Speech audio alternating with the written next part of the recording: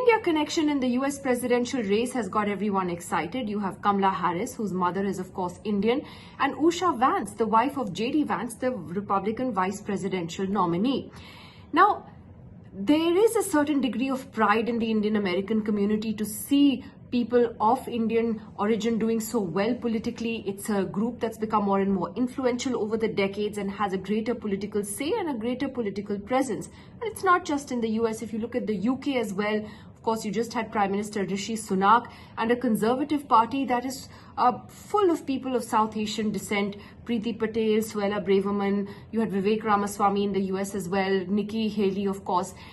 The issue though here is that should we here in India be so excited about these candidates? I mean, sure, it's interesting, but at the end of the day, they don't really identify themselves firstly as Indian.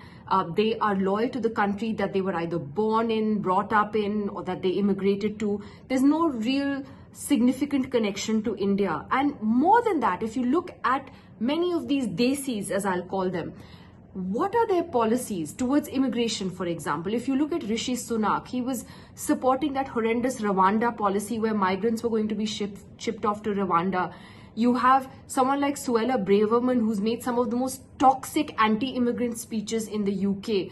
Vivek Ramaswamy in the US, who had, used H-1B visas for employees of his own company, at one point wanted to scrap H-1B visas for Indian techies altogether. So if you look at most of these desi politicians in the West, it's very strange, but they've ended up becoming very sort of anti-immigrant and not really, with no real connection back home to India. So while it may be interesting and at some level nice to see them doing well in the West and in Western politics, I don't think it's something we need to get overexcited about.